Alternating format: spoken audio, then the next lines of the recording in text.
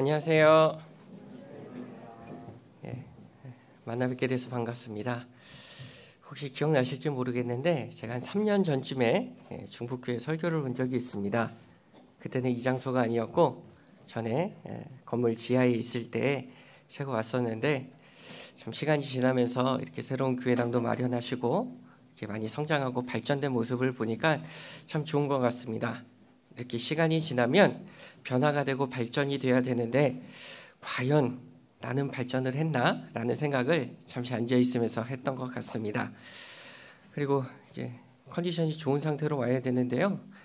제가 코가 지금 계속 막혀가고 비염이 심해져서 약간 목소리가 불편하실 수도 있는데요. 잘 들어주시고 또 오늘 설교 오려고 관리를 열심히 해서 지금 가장 좋은 상태입니다. 엊그저께만 해도 이게 구역 모임이나 조모임 말씀 잠깐 하면 콧물이 막 계속 흐르고 막 그래갖고 말씀을 하기 힘들 정도였는데 지금 그 정도까지는 아니고요. 열심히 관리해서 지금 가장 좋은 상태로 왔습니다. 좀 불편하시더라도 이해하면서 좀 들어주시면 좋을 것 같습니다. 같이 기도하시겠습니다. 언제나 우리를 사랑하시고 우리와 함께하여 주시는 고마우신 하나님 아버지, 주님의 크신 사랑으로 우리를 구원하여 주셨고 또한 이렇게 주님의 몸된 교회 가운데 거할 수 있도록 인도하여 주신 것 감사드립니다.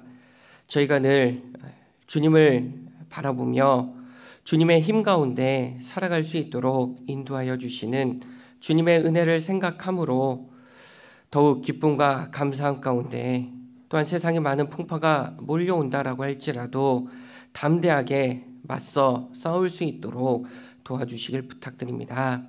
우리가 고난 가운데 좌절하고 넘어지지 않을 수 있도록 우리의 믿음 지켜주시고 또한 우리 혼자 가는 길이 아니라 주님께서 함께 계시고 성도들이 함께 있다는 것을 기억하며 늘 위로와 힘을 얻을 수 있도록 도와주시길 부탁드립니다.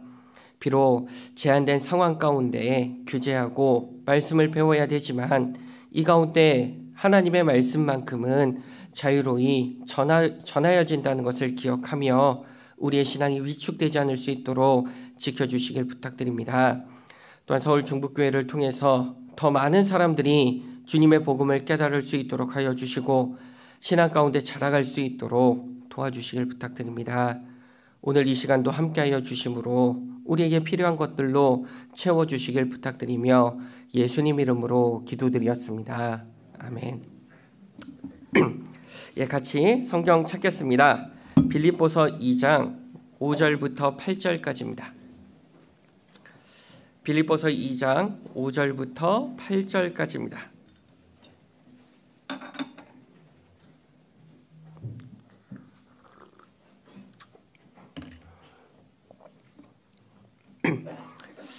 빌립보서 2장 5절부터 8절 같이 읽겠습니다.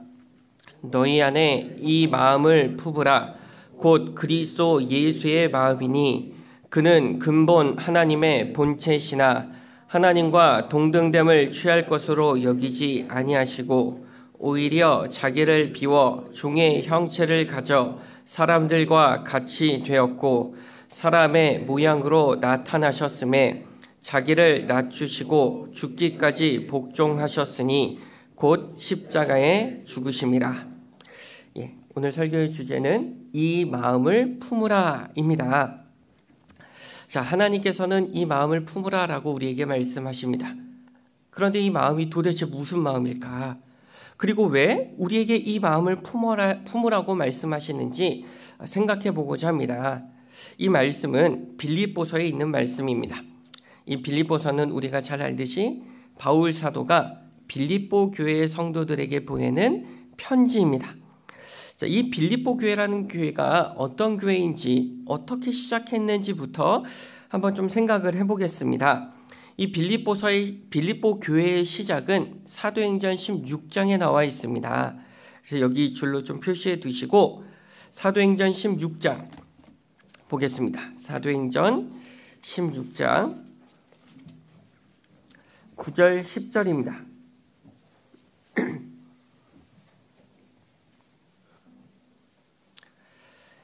사도행전 16장 9절 10절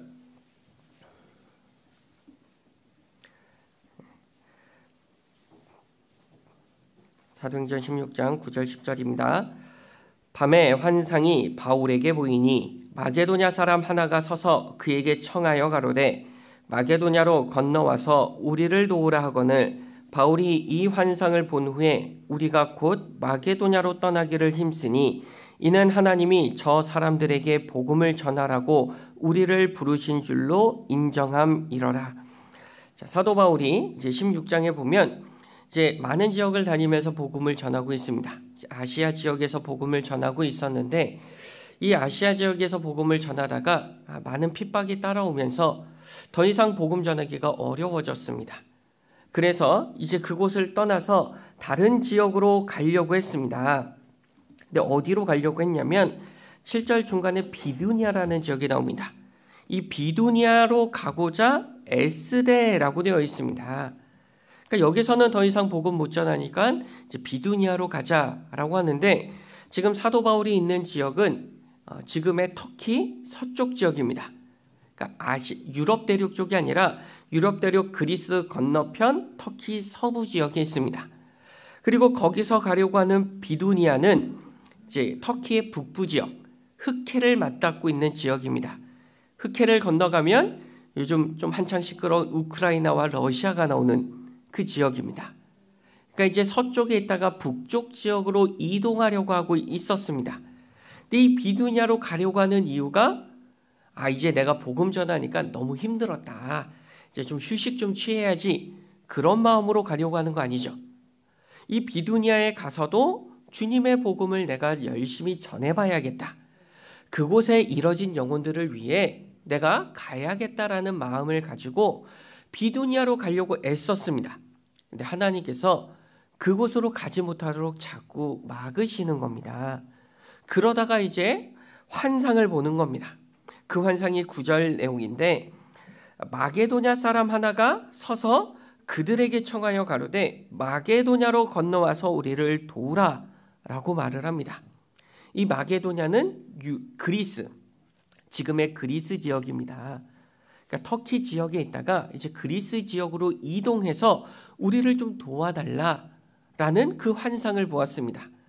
그러자 바울이 하나님께서 우리를 마게도냐 땅으로 보내는구나. 내가 비두니아에 가서 복음 전하는 것이 하나님의 뜻은 아니구나. 그래서 이제 마음을 돌이켜서 이제 마게도냐로 떠나려고 하고 있습니다. 그래서 마게도냐로 결국 가게 됩니다. 그래서 12절부터 15절까지 보면 거기서 빌립보에 이르디 이는 마게도냐 지경 첫 성이요 또 로마인 식민지라 이 성에서 수일을 유하다가 안식일에 우리가 기도처가 있는가 하여 문 밖 강가에 나가 거기 앉아서 모인 여자들에게 말하더니 두아디라 성의 자주장사로서 하나님을 공경하는 루디아라는 한 여자가 들었는데 주께서 그 마음을 열어 바울의 말을 청종하게 하신지라 저와 그 집이 다 세례를 받고 우리에게 청하여 가로되 만일 나를 주 믿는 자로 알거든 내 집에 들어와 유하라 하고 강권하여 있게 하니라.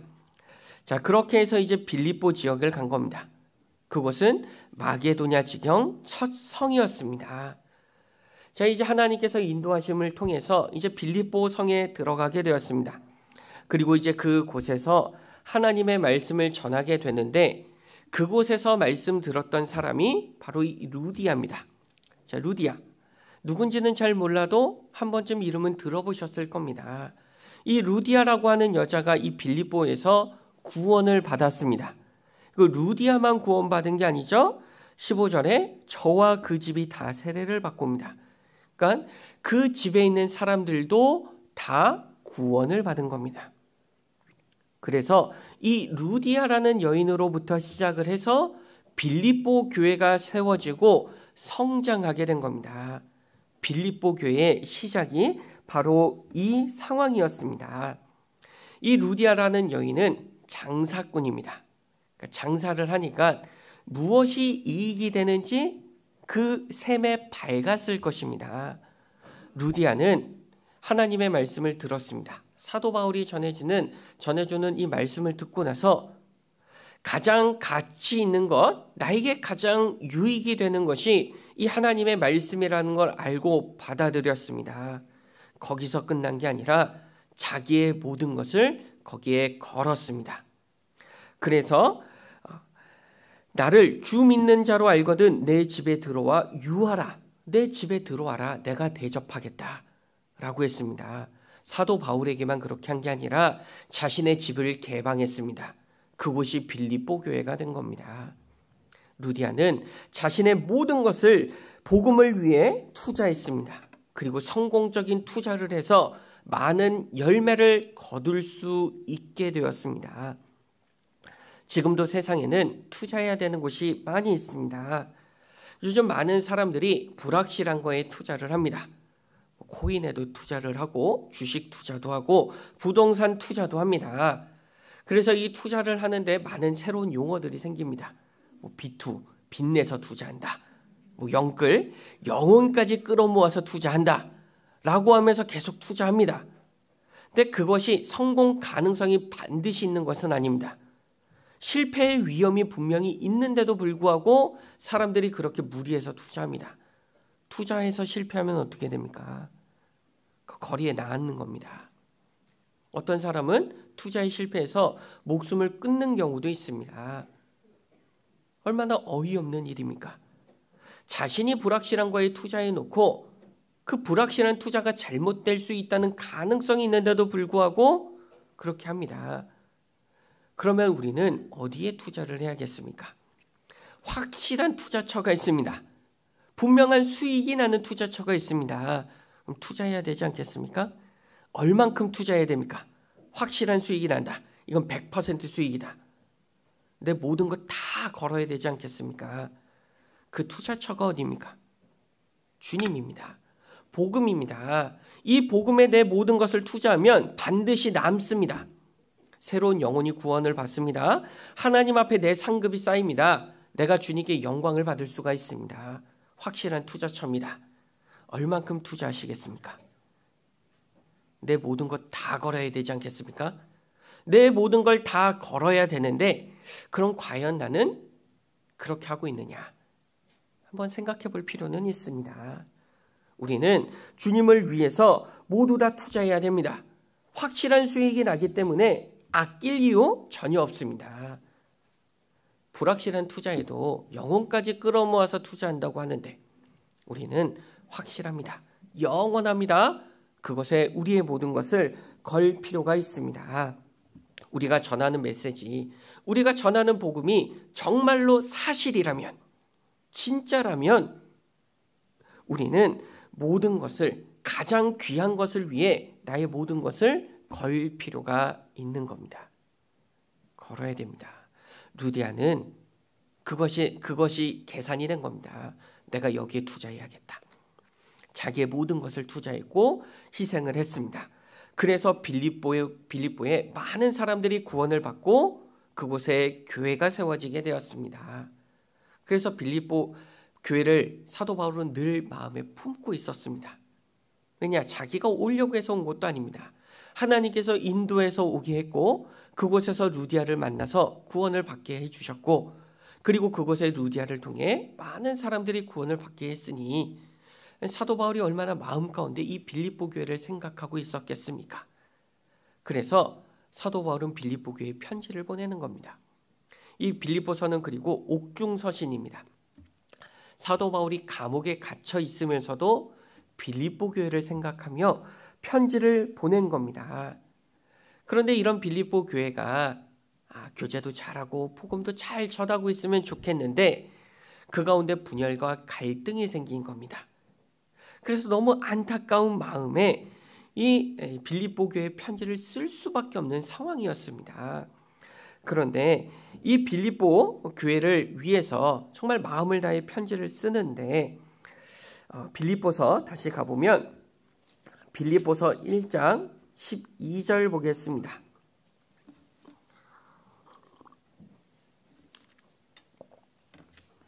빌립보서 1장 12절 형제들아 나의 당한 일이 도리어 복음의 진보가 된 줄을 너희가 알기를 원하노라. 자, 나의 당한 일, 지금 사도 바울이 어떤 상황이라 그랬습니까? 감옥에 갇혀 있는 상황입니다. 그런데 사도 바울이 지금 감옥에 갇힌 상황인데 이것이 도리어 복음의 진보가 되었다. 그렇게 말을 하고 있습니다. 자, 복음을 열심히 전하는 사도 바울이, 전 세계를 다니며 복음을 전하는 사도 바울이 감옥에 갇혀 있습니다. 더 이상 돌아다닐 수 없습니다. 그런데 왜 그것이 복음의 진보가 되었다, 그렇게 말을 하고 있을까? 바울이 복음을 위해 감옥에 갇힌 이 사건을 통해서 복음은 더욱 활발하게 전해졌기 때문입니다. 자, 이 사람이, 사도 바울을 보면서 이 사람이 그 복음 전하는 것 때문에 감옥에 갇혔는데 끝까지 그것을 포기하지 않네? 야, 이게 뭔가 있나? 뭐 이런 궁금증을 갖는 사람도 있었을 겁니다. 또 구원받은 성도들 가운데에는 정말 온 세계를 다니며 복음을 전해야 되는 이 바울 사도가 감옥에 갇혀 있어서 못 다닌다. 그럼 내가 많은 지역은 가지 못하지만 나도 복음을 더 전해야 되지 않을까? 뭐 이런 마음을 품은 분들도 있었을 겁니다. 그래서 그 전보다 더 활발하게 복음이 전해질 수 있었기 때문에 사도 바울은 복음의 진보라고 말을 하고 있습니다. 지금 로마의 감옥에 갇혀 있습니다. 그런데 이 로마는 그때 당시 전 세계의 중심이었습니다. 그 바울이 있는 로마로부터 시작을 해서 또 전 세계에 더 많은 곳에 복음이 전해질 수 있었습니다.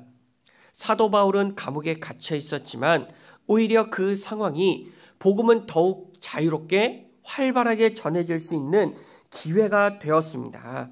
그래서 낙심하지 않고 밖에 있는 성도들에게, 특히 빌립보 성도들에게 말을 하며 그것이 빌립보 성도들에게 위로를 할 수 있도록 이 말을 전하고 있는 겁니다.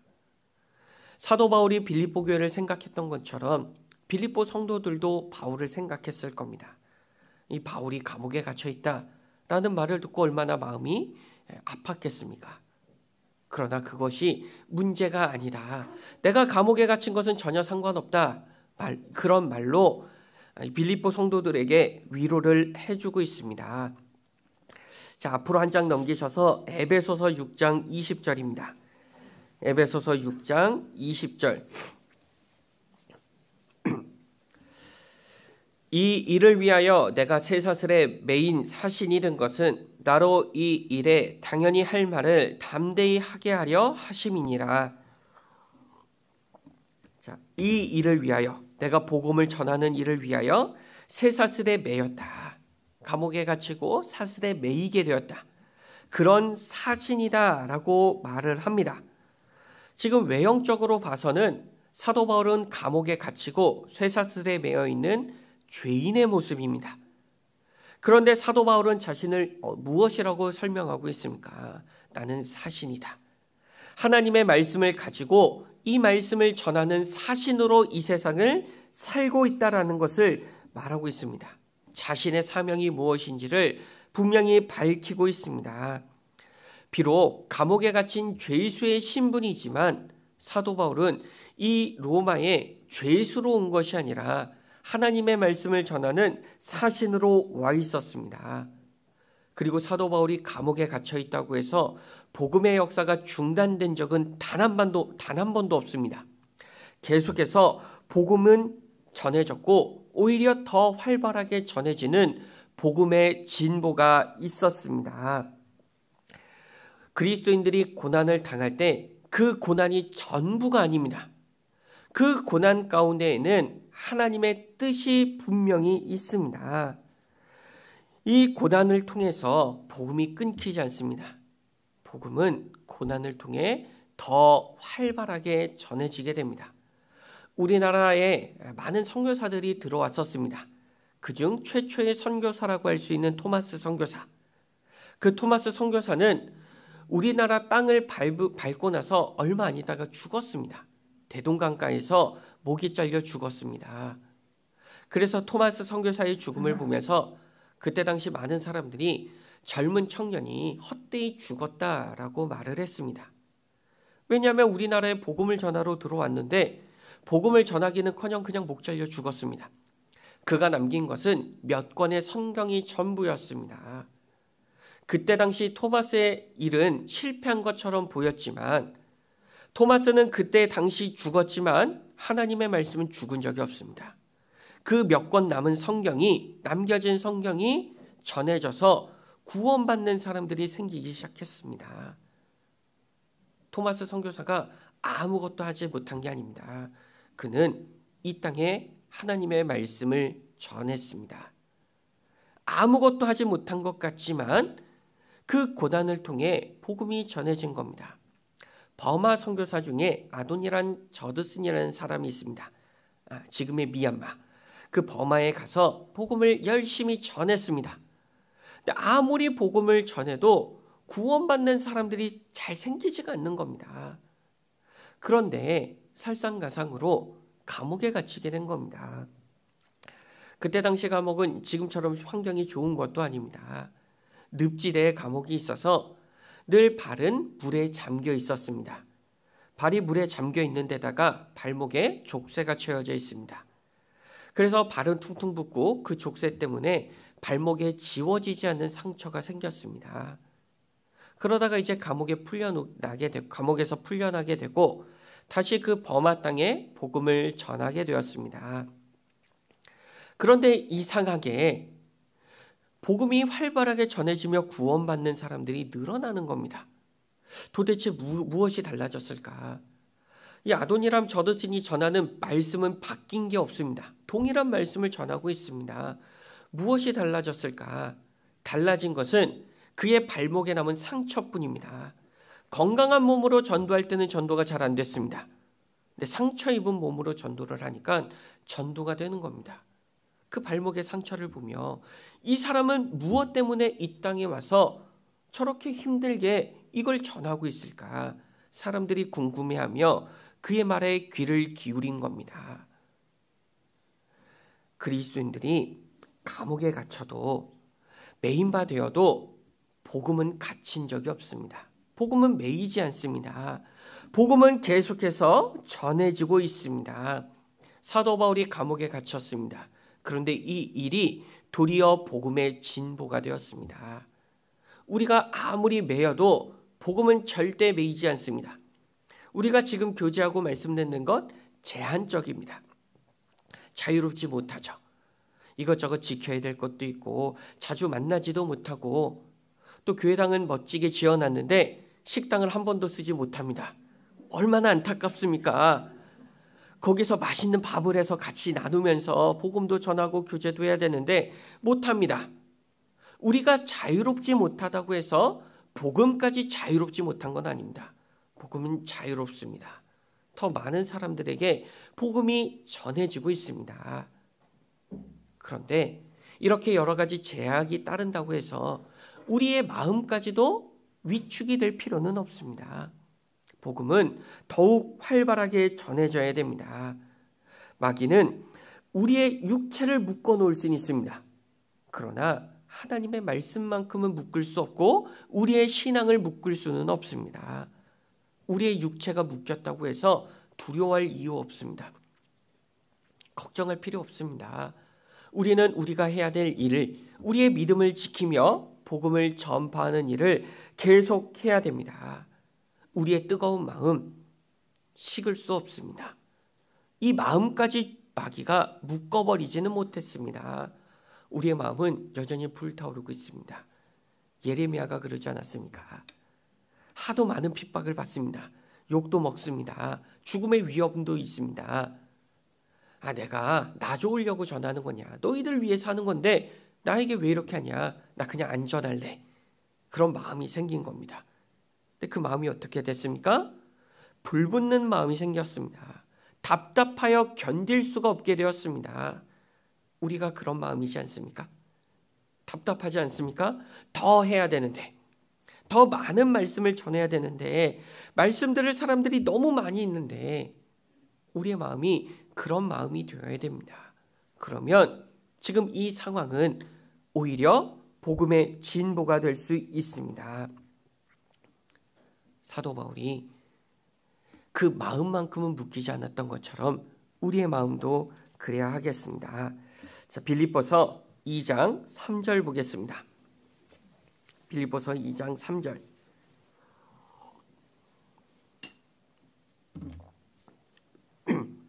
빌립보서 2장 3절. 아무 일에든지 다툼이나 허영으로 하지 말고 오직 겸손한 마음으로 각각 자기보다 남을 낮게 여기고. 자, 여기 보면 다툼이나 허영으로 하지 말라. 자, 이 말씀을 도대체 왜 썼을까? 빌립보 교회 안에 이런 일이 있었던 겁니다. 다툼도 있고 허영도 있었습니다. 성도 간의 갈등이 자꾸 생기는 겁니다. 그래서 이런 말을 전했습니다.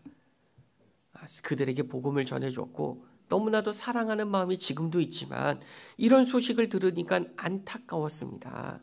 그래서 이 안타까운 마음에 편지를 쓰는 겁니다. 사단은 개인의 신앙만 무너뜨리려고 하는 게 아닙니다. 교회까지도 무너뜨려서 이 복음을 더 이상 전하지 못하도록 막으려고 합니다. 그래서 성도들 간의 분열을 자꾸 일으켜서 성령의 역사가 더 이상 일어나지 못하도록 방해하고 있습니다. 성령의 하나됨을 힘써 지키라고 했습니다. 하나가 되어야 됩니다. 우리는 하나로 뭉쳐 있어야 됩니다. 우리가 깨어져서는 안 됩니다. 자, 깨진 그릇에 물을 담을 수 있습니까? 그 깨진 틈을 따라 물이 셉니다. 깨진 그릇 안에는 물이 담기지 않는 겁니다. 그것처럼 교회가 깨지고 우리가 깨지게 된다면 하나님의 능력이 우리 가운데 거하기 어려워집니다. 우리는 그래서 힘써 지켜야 되는 겁니다. 만약 사단이 우리 모임을 깨려고 하지 않는다. 그런 방해가 전혀 없다. 그렇다면 하나님은 하나됨을 힘써 지키라고 말씀하지 않으셨을 겁니다. 가만히 있어도 자연스럽게 하나가 되기 때문에 점점 더 굳건하게 하나로 뭉치기 때문에 그런 말씀을 하지 않았을 겁니다. 우리 가운데 그 성령의 방해가 있다. 하나됨을 막는 세력이 있는 것을 알고 계시기 때문에 하나됨을 힘써 지키라고 우리에게 말씀하셨습니다. 형제가 연합하여 동거함이 어찌 그리 선하고 아름다운고. 하나님께서 보시는 아름다운 것 가운데 하나가 성도가 연합하고 하나 되는 것입니다. 우리가 하나 된 마음을 갖는다면 하나님께서는 아름답게 보십니다. 아름다운 마음으로 교회를 바라보십니다. 형제가 연합하여 동거하는 것은 하나님의 역사이고 이 교회가 무리가 깨어지는 것은 사단의 역사입니다. 과연 우리 가운데 하나님의 역사가 나타나고 있는지 아니면 사단의 역사가 나타나고 있는지 우리 모임을 한번 살펴볼 필요는 있습니다. 혹시 사단의 역사가 나타나는데 그 가운데 내가 사단의 도구로 쓰임받고 있지는 않은지 살펴볼 필요가 있는 겁니다. 내 마음 가운데 다툼이나 허영의 마음이 들어왔다. 사단이 역사하고 있는 겁니다. 사단이 나를 통해 우리의 교회를 깨뜨리려고 하는 것입니다. 바울은 빌립보 교회 안에 이런 위험이 있다는 걸 알고서 이제 편지를 보내 서로 다투지 말아라. 다툼이나 허영으로 하지 말고 오직 겸손한 마음을 가지라고 말을 하고 있습니다. 권면을 하고 있는 겁니다. 바울은 이 빌립보 성도들의 잘못을 드러내놓고 지적하고 책망하려고 하는 게 아닙니다. 이걸 잘 생각하셔야 돼요. 드러내서 지적하고 책망하려고 하는 게 아니라 권면하고 있는 것입니다. 바울의 권면 가운데에는 사랑이 들어있는 겁니다. 빌립보서 1장 8절 보겠습니다. 1장 8절. 내가 예수 그리스도의 심장으로 너희 무리를 어떻게 사모하는지 하나님이 내 증인이시니라. 자, 사도 바울은 빌립보 교회를 사랑합니다. 근데 어떻게 사랑합니까? 정말 너무너무 사랑합니다. 그래서 하나님이 내가 너희들을 사랑하는 증인이다라고 내세울 정도로 이 빌립보 교회를 너무너무 사랑하고 있는 겁니다. 뜨거운 마음으로 빌립보 교회를 사랑하고 아꼈기 때문에 이 권면을 지금 하고 있는 겁니다. 그들의 허물을 보며 눈물을 흘릴 만큼 그들을 아꼈고 그리고 그들 가운데 이런 다툼이 있다는 사실에 괴로워했습니다. 그래서 이런 마음으로 권면을 했고 빌립보 성도들은 이 바울의 권면을 받고 불쾌한 게 아닙니다. 당신이 뭔데 나를 지적해, 우리를 책망해, 이런 마음을 가진 게 아니라 이 빌립보 성도들도 바울을 더욱 사모하게 되었습니다. 왜냐하면 이 빌립보 성도들도 바울의 마음을 알고 있었기 때문입니다. 바울이 우리를 사랑하고 아낀다는 그 사실을 알고 있었기 때문에, 그리고 그 영혼을 위해서 눈물을 흘리고 있다는 것을 알고 있기 때문에 이 권면을 받아들이고 바울을 더 사랑하게 된 것입니다. 우리도 누군가에게 권면을 하는 경우가 있을 수 있습니다. 그렇죠. 주변에 있는 형제자매들이 누가 봐도 잘못된 길을 가고 있습니다. 잘못된 행동을 하고 있습니다. 그럼 때로는 권면도 필요합니다. 근데 이 권면을 할 때에 이 마음이 필요하다는 겁니다. 그냥 내가 보기에 안 좋아서 자꾸 내 눈에 거슬리니까 그래서 권면하는 게 아니라 정말 그 형제를 사랑하고 아끼는 마음을 가지고서 권면하는 게 필요합니다. 그렇지 않으면 받아들이지 않습니다. 튕겨내 버립니다. 사랑하는 마음이 바탕이 되어야 됩니다. 아이들을 훈육할 때도 마찬가지죠. 사랑하는 마음이 전혀 없어요. 그런 상태로 훈육하면 어떻게 됩니까? 학대로 변할 가능성이 높습니다. 사랑하는 마음이 있으면 학대가 되지 않습니다. 훈육이 됩니다. 사랑의 마음이 필요한 겁니다. 그래서 바울은 자신이 감옥에 갇혀 있는 이 상황보다 이 빌립보 교회 상황이 더 안타까운 마음에 이 편지를 쓰고 있습니다.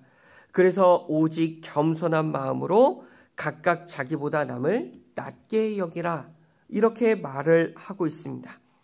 이 다툼과 분열의 문제를 해결하기 위해서 필요한 것은 겸손의 마음입니다. 겸손의 마음을 가져야 이 분열이, 다툼이 해결될 수 있습니다. 겸손의 마음이라는 것은 자신을 상대방보다 낮추는 겁니다. 상대방보다 아래에 위치해야 겸손한 마음을 가질 수 있습니다. 내가 상대방보다 우월하지만 낮추는 게 아닙니다. 우월한데 낮추는 게 아니라 원래 우월한 게 없으니까 낮은 위치로 가야 되는 것입니다. 잘난 사람이 잘난 척하는 것은 받아들일 수 있습니다. 왜? 잘난 척이 아니라 진짜로 잘났기 때문입니다. 근데 잘난 게 없는 사람이, 나보다 못한 사람이 잘난 척합니다. 봐줄 수 있어요? 못 봐주죠. 왜? 그 사람 진짜 잘난 척이기 때문에 그래요. 그럼 과연 나는 옆에 있는 형제자매들보다 잘났을까? 생각해 보십시오. 제가 예전에 상담을 하다가 이런 일이 있었습니다. 이분이 오랫동안 말씀을 들었어요. 근데 한국에 거주하는 분이 아니라 호주에 계신 분이에요. 한국에 잠깐 들어왔을 때 동생이 전도한 겁니다. 말씀 듣게 하려고. 근데 시간이 짧으니까 상담으로 했습니다. 근데 이분이 말씀을 되게 잘 들으셨어요. 그 전보다. 특히 이스라엘 역사 얘기할 때 되게 잘 들으셨어요. 왜 그런가 봤더니 이분 주변에 있는 지인들 중에 유태인들이 있었던 겁니다. 그러니까 이 사람들이 왜 그렇게 행동하고 그런 마음을 갖는지 이해가 되니까 너무 재밌게 잘 들으신 거예요. 됐다. 그럼 이제 그 다음날 이제 죄 말씀을 했습니다. 근데 이분이 기분 나빠하시는 거예요. 왜 기분 나빠하냐면 자기가 죄가 있다는 걸 이해한대요. 인정하겠대요. 그런데 내가 뭐 살인자들이나 그런 범죄자들처럼 똑같은 취급받는 건 난 견디지 못하겠다. 그래서 더 이상 안 들으셨습니다. 왜 그런 마음이 생기셨을까요? 하나님 앞에 자신을 보지 못한 겁니다. 하나님이 자신을 보고 있는 그 모습을 생각해야 되는데 그것이 아니라 사람의 입장에서, 자신의 입장에서 바라보는 겁니다. 그러니까 나도 나쁜 사람이긴 하지만 그래도 나름 착한데 왜 나를 그런 사람들과 동일하게 취급하냐며 기분 나빠하는 겁니다. 개인의 눈으로 나를 바라보는 게 아니라 하나님의 시각으로 바라봐야 됩니다. 이 중에 잘난 사람 누가 있습니까? 그래도 내가 다른 형제자매들보단 뛰어나 라고 내세울 만한 분 혹시 있으십니까? 자, 하나님이 없다면 내세울 수 있어요. 그렇죠. 내가 뭔가 잘난 거 한 가지쯤은 가지고 있잖아요. 잘하는 거 하나쯤은 갖고 있잖아요. 하나님이 안 계시면 할 수 있습니다. 근데 우리 가운데는 하나님이 계세요. 내가 그래도 한 가지 잘하는 건 있어요. 할 만한 거 있으십니까? 없는 거예요. 없습니다. 그 누구도 잘난 사람이 없습니다. 우월한 사람 없어요. 그런데 내가 조금 더 낫다. 내가 구원받은 지 조금 더 오래됐고 내가 신앙생활도 많이 했고 경험도 많이 했어. 내가 임원도 하고 있고 내가 구역장이고 봉사회장이고 어머니 회장이야. 그러니까 내가 다른 사람들보다 내가 더 잘났어. 그렇게 생각하는 거 맞습니까? 틀렸습니다. 잘못된 겁니다. 하나님께서는 우리가 잘난 것이 없다는 것을 철저하게 깨닫게 해주십니다. 우리는 너무나도 허물이 많은 사람입니다. 단점이 많은 사람들입니다. 하나님께서 날 받아주실 만한 것 단 한 가지라도 있습니까? 조금도 없습니다. 하나님께서 날 받아주실 이유 전혀 없습니다. 그런 날 받아주셨어요. 그런 날 받아주시고 교회 가운데 있게 했고 하나님의 일에 동참할 수 있게 했습니다. 그럼 그동안 내가 한 것은 하나님의 능력입니까? 나의 능력입니까? 하나님 능력입니다. 내가 했다라는 마음이 생기면 위험합니다. 아주 위험합니다. 다른 사람 말 안 들어요. 그렇게 되는 순간 안 들립니다. 왜? 내가 했기 때문에. 우리는 내가 하지 못한다는 것을 깨달아야 됩니다. 제가 청년 때 저는 나름 겸손하게 산다라고 생각을 했어요. 그래서 간증을 하면서도 저는 할 수 있는 게 없습니다. 저는 너무 부족합니다. 이런 간증을 많이 했었습니다. 그런데 알고 보니까 제 마음 가운데 교만이 크게 자리 잡고 있다는 걸 깨달았습니다. 그리고 너무나도 감사하게도 하나님께서 그 교만한 마음을 깨트릴 수 있도록 기회를 주셨습니다. 그 덕분에 제가 겸손을 배울 수 있게 됐어요. 물론 그 이후에도 교만한 마음이 계속 올라오는 경우도 많았습니다. 그때마다 그 마음을 돌이킬 수 있도록 하나님께서 도와주셨습니다. 제가 잘난 것 없습니다. 지금 비록 앞에서 하나님의 말씀을 전하는 사람입니다. 근데 제 능력은 이럴 수 있는 능력이 없어요. 하나님께서 능력을 주셨기 때문에 제가 앞에서 이렇게 할 수 있는 겁니다. 다른 사람의 허물을 보기 전에 먼저 나의 허물을 봐야 됩니다. 그러면 겸손해질 수 있어요. 자연스럽게 낮아지게 됩니다. 나의 허물은 보지 않고 다른 사람들의 허물만 보니까 내 눈에 들보가 안 보이고 다른 사람 눈에 들어있는 티가 보이는 겁니다. 그러면서 그 티를 지적하는 거예요. 잘못했다고. 그러니까 자꾸 다툼이 생기는 겁니다. 겸손한 마음으로 얘기한 게 아니라 교만한 마음으로 얘기를 했기 때문에 다툼이 생길 수밖에 없습니다. 우리는 그 마음을 바꾸는 것이 필요합니다.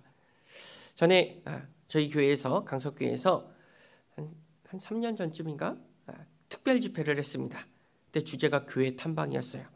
전도인이 4명이 있는데 하루에 한 교회씩 돌아가면서 이제 설교를 한 겁니다. 특별 집회를 했습니다. 근데 제가 고린도 교회를 했어요. 근데 고린도 교회는 문제가 많았던 교회입니다. 막 여러 가지 죄들이 많았던 교회여서 그런 문제들을 보면서 이제 교훈을 얻고자 해서 그렇게 준비를 하고 이제 말씀을 전했습니다. 근데 그 다음 날 부목사님께서 이제 말씀을 전해 주시는데 데살로니가 교회였습니다.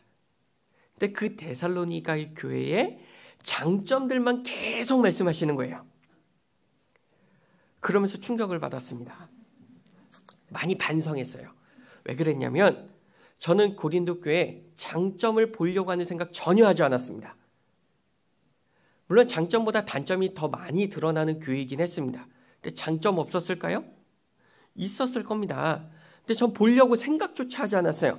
단점들만 파고들었습니다. 그러니까 장점을 전혀 발견하지 못했어요. 단점들만 여러 개 봤습니다. 내가 단점만 보려고 하니까 단점만 보였구나. 내 시각을 좀 바꿀 필요가 있겠다 하면서 많은 반성을 했습니다. 그 데살로니가 교회가 어떤 교회인지 기억이 하나도 안 나는데 그게 딱 기억이 나는 겁니다. 장점을 봐야겠다. 혹시 내가 우리 교회를 바라볼 때, 그리고 주변의 형제 자매들을 바라볼 때 어떤 마음으로 바라봅니까? 그래도 내가 좀 오래됐고 직분도 맡았으니까 이제 잘못된 거 있으면 고칠 수 있도록 해야지. 그런 마음으로 바라본다면 고칠 것들만 자꾸 보입니다. 잘못된 것들만 자꾸 보이게 됩니다. 장점을 보면서 칭찬해줘야지. 그 마음으로 바라보면 어떻게 보겠습니까? 칭찬할 것들이 자꾸 보이는 겁니다. 내가 어떤 시선으로 바라보느냐의 차이입니다. 내가 하나님 앞에 있다는 것을 기억하십시오. 하나님이 나를 바라보고 있다는 것을 기억하십시오. 우리 모두가 하나님 앞에 있습니다. 잘난 사람 아무도 없습니다. 다 부족한 사람이에요. 다 단점투성이인 사람들입니다. 우리는 내가 보고자 하는 대로 본다는 것을 생각해야 됩니다. 청년 형제들은 아마 공감할 거예요. 이제 군대 갈 때가 됐어요. 뭐가 눈에 들어옵니까? 군인이 자꾸 보여요. 그전에는 이렇게 주위에 군인이 많은지 몰랐는데 군인이 너무 많습니다. 왜? 이제 내가 군대를 가야 되기 때문에 군인들이 보이는 거예요. 아이를 임신해서 이제 부모가 돼야 됩니다. 그리고 할아버지 할머니가 돼야 돼요. 그럼 이제 뭐가 눈에 들어오세요? 아이들이 눈에 보입니다. 근데 아이를 보는 게 아니라 아이들이 입고 있는 옷, 아이들의 장난감, 유모차 이런 게 보여요. 저희 교회에 있는 한 형제님이 별로 아이에 대한 관심이 없으셨던 분이에요, 원래. 근데 이제 며느리가 임신해서 이제 손자가 태어날 준비를 해야 됩니다. 그러니까 뭐가 보이냐면 이게 유모차 뭐 이런 게 자꾸 보인다는 거예요. 자꾸 가격도 물어보고 이건 얼마냐고. 이건 좋아 보인다. 이런 게 자꾸 관심이 보이는 겁니다. 내가 관심 있는 것, 내가 보고자 하는 것들이 눈에 들어오게 되어 있습니다. 그렇지 않으세요? 경험해 보셨죠? 이런 경험해 보셨죠? 내가 어느 것을 보려고 하는지에 따라 보인다라는 거예요. 우리 각자는 잘하는 게 다 다릅니다. 생각하는 게 다릅니다. 살아온 환경이 다릅니다. 다른 게 정상이에요. 다른 게 정상입니다. 자, 한 집에서 태어나서 한 집에서 자란 형제 자매들 똑같아요, 달라요? 다 다르죠. 한 집에서 살아온 사람도 다 다른데 우리가 다른 건 정상입니까? 비정상입니까? 정상이에요. 다 달라요. 생각이 다르고 잘하는 게 다 다릅니다. 근데 내가 중요하게 생각하는 게 있고 다른 사람이 중요하게 생각하는 게 있어요. 내가 만약 불 끄고 전기 아끼는 걸 중요하게 생각한다. 그런데 다른 사람은 그게 중요하지 않을 수 있죠. 다른 사람은 막 물 끄고 이런 게 중요할 수 있어요. 근데 그 사람은 그것만 보고 전기는 불은 켜고 다니는 거예요. 그럼 그 사람을 보면서 이해를 못해요. 화장실 갔다 왔는데 왜 불을 켜고 나오지? 왜 강당에 아무도 없는데 혼자 있다가 나오면서 왜 불을 켜고 나오지? 이해를 못하게 되는 겁니다. 다 다르다는 걸 생각해야 돼요. 그러면서 왜 불 안 끄고 다니고 책망하고 이럴 수 있죠. 우리가 쉽게 하는 행동들입니다. 그렇지 않다는 걸 생각해야 돼요. 하나님이 우리를 불러서 하나로 모아주셨습니다. 우리를 교제할 수 있도록 해주신 거예요. 내가 불러 모았어요? 하나님이 불러 모아주셨습니다. 아담이 에덴 동산에 살 때 아담 스스로 에덴 동산 찾아갔습니까? 하나님이 데려다 놓으셨어요. 에덴 동산 준비해 놓으시고 데려다 놓으신 겁니다. 그것처럼 하나님께서 우리를 이 교회를 미리 준비하셨습니다. 그리고 우리를 이 가운데 두셨어요. 순서가 달라지면 안 돼요. 아니요. 저는 제가 이 교회당 건축하려고 봉사도 많이 하고요. 벽돌도 날랐어요. 제가 준비했어요. 그렇게 생각하시면 큰일 납니다. 내가 한 게 아니라 하나님께서 해주신 거예요. 그 가운데 동참케 허락해 주신 거고, 하나님께서 불러주셨다는 것을 기억해야 됩니다. 하나님께서 내가 잘나서 받아주신 게 아니에요. 내가 너무나도 부족하기 때문에, 내 힘으로 할 수 있는 게 없기 때문에 우리를 불러 모아 주셨습니다. 있는 그대로의 모습을 사랑해 주셨어요. 그렇지 않으세요? 있는 그대로 그냥 사랑해 주신 거죠, 하나님이. 그럼 우리는 어떻게 사랑해야 됩니까? 있는 그대로 사랑해야 됩니다. 잘해서, 잘나서, 내 마음에 들어서 사랑하는 게 아니라 그냥 사랑할 수 있어야 됩니다. 그래서 내 기준으로 보면 안 되고 하나님의 기준으로 바라볼 수 있어야 됩니다. 그럼 사랑의 눈으로 얼마든지 바라볼 수 있어요. 원래 내 안에 사랑이 있습니까? 원래 내 안에 사랑 없어요. 하나님의 사랑이 들어왔습니다. 그 사랑으로 사랑해야 돼요. 하나님의 사랑입니다. 하나님의 사랑 조건이 있습니까? 조건이 없어요. 무조건적인 사랑이에요. 그 사랑이 우리가 해야 되는 사랑입니다. 우리가 동일한 믿음 가졌습니다. 동일한 사랑 받았습니다. 그리고 그 가운데서 겸손한 마음으로 각각 자기보다 남을 낫게, 더 좋게, 뛰어나게 생각하는 것이 필요합니다. 내가 낮은 마음을 갖게 된다면 우리는 자연스럽게 하나가 될 수 있습니다. 자, 왜 그러냐? 자, 교만한 사람과 겸손한 사람이 있어요. 누구랑 더 친하게 지내고 싶으세요? 교만한 사람과 친하고 싶으세요? 아니죠. 그 사람은 맨날 자기 자랑해요. 자기 잘났다고 해요. 그리고 절 무시합니다. 그런 사람과 어떻게 가까이 합니까? 겸손한 사람과 가까이 하고자 해요. 그럼 그 겸손한 사람이 내가 돼야 되지 않겠습니까? 내가 겸손해져야 됩니다. 그럼 우리는 자연스럽게 하나가 될 수 있는 겁니다. 겸손한 사람이 모으고 교만한 사람이 깨뜨리는 겁니다. 그래서 사도 바울이 겸손한 마음으로 하라고 말을 하면서 이 겸손의 본을 삼아야 되는 분을 말하고 있습니다. 그분이 누구냐? 자, 5절, 빌립보서 2장 5절.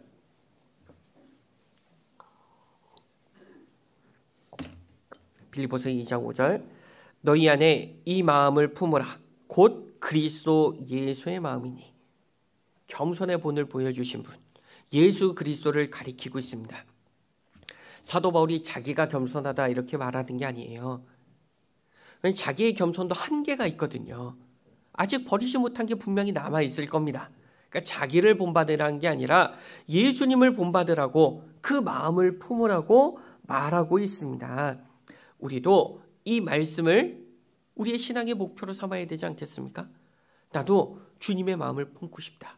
주님의 마음을 닮아가야겠다라고 마음을 먹어야 됩니다. 우리가 겉으로는 겸손할 척 할 수 있어요. 우리 안에 이 마음을 품으라고 했습니다. 겉에 이 마음을 가지라가 아니에요. 겉으로 얼마든지 겸손한 척 하지만 속마음은 그렇지 않은 경우 충분히 있을 수 있습니다. 형제자매님들 앞에서 겸손한 척 꾸미는 거 누구든지 할 수 있는 일이에요. 그런데 겸손한 척 하라는 게 아니라, 아니 실제로 겸손해야 된다. 그리스도 마음을 그 마음 안에 품으라고 말하고 있습니다. 우리가 우리의 중심이 겸손한 그리스도를 닮은 그 마음이 있어야 되는 겁니다. 이것은 하나님의 명령입니다. 하나님의 뜻입니다. 이 마음을 품으라 명령하고 계십니다. 우리도 이 마음을 품어야 됩니다. 그런데 이 그리스도 예수의 마음을 품기 위해서는 먼저 이 마음이 어떤 마음인지를 알아야 품을 수 있습니다.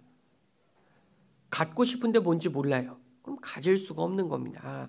우리는 먼저 이 예수님의 마음이 어떤 마음인지 알아야 됩니다.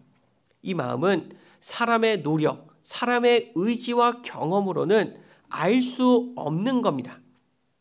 아무리 사람들이 노력해도 예수님의 마음을 알 수는 없습니다.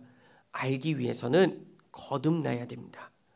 거듭난 사람만이 이 그리스도 예수의 마음을 알 수 있습니다.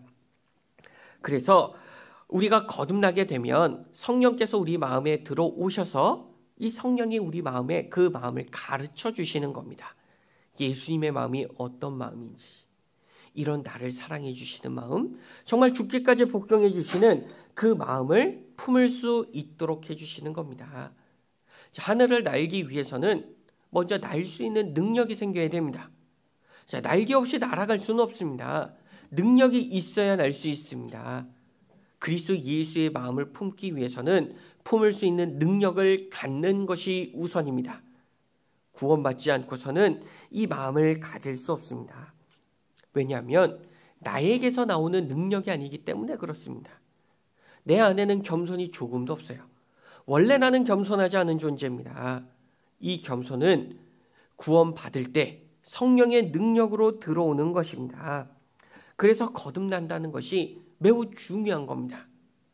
그래서 내가 정말 구원받은 사람인지 계속해서 확인하고 돌아보는 게 필요합니다.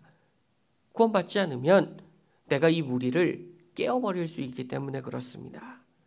정말 내 마음 가운데 성령께서 들어오셔서 그 마음을 품을 수 있도록 도와주시는지 바라보는 것이 필요합니다.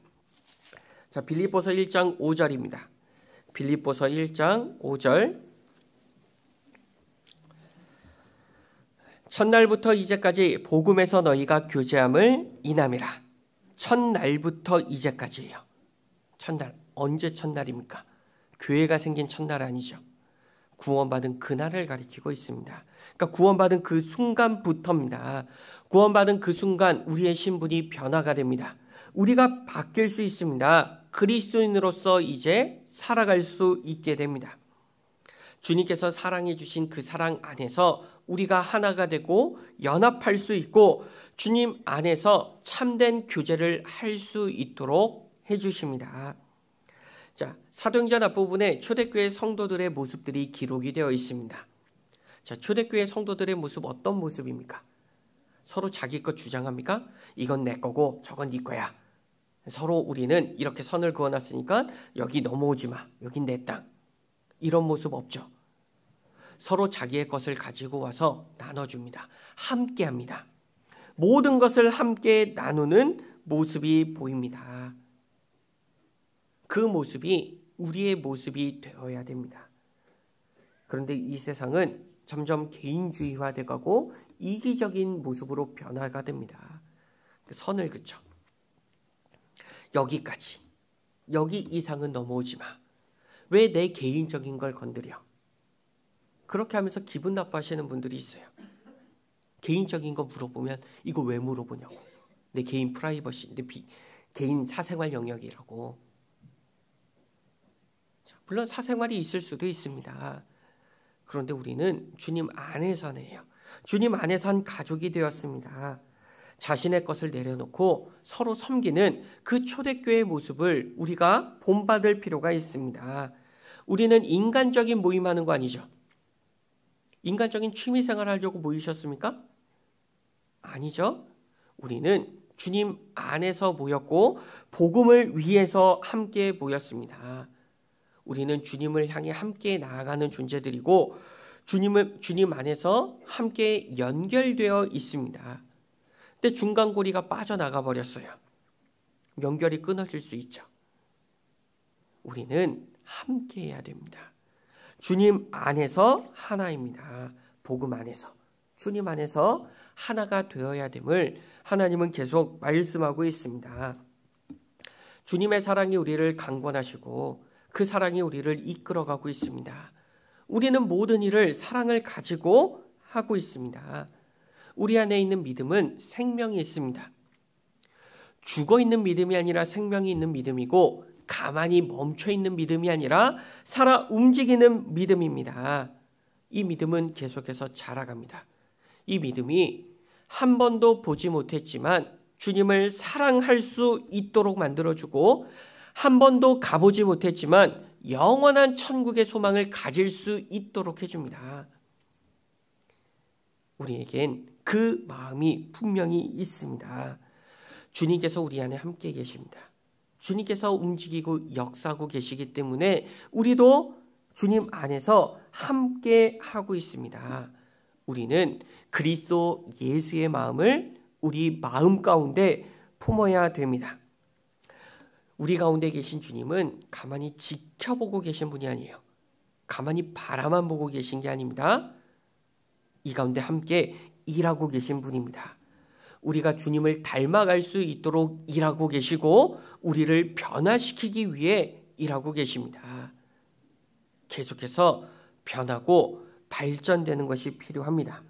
그렇게 되기 위해서 우리는 타락한 옛 성품 버려야 됩니다. 교만한 마음 버려야 됩니다. 겸손한 마음을 가져야 됩니다. 옛 성품을 버려야 새 마음을 가질 수 있습니다. 옛날 마음도 갖고 있으면서 내가 그리스도 예수의 마음도 갖고 싶어. 그런다고 해서 그 마음이 생길 수 있겠습니까? 옛 성품이 너무 튼튼히 뿌리 내리고 자리 잡고 있기 때문에 주님의 마음이 뿌리 내릴 틈이 없습니다.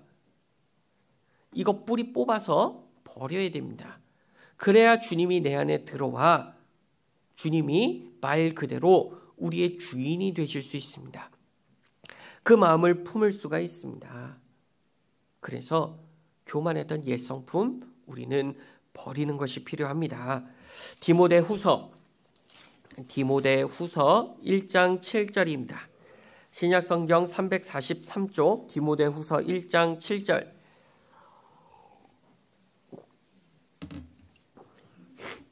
디모데후서 1장 7절.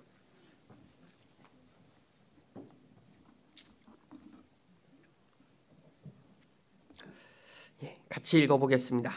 하나님이 우리에게 주신 것은 두려워하는 마음이 아니요 오직 능력과 사랑과 근신하는 마음이니.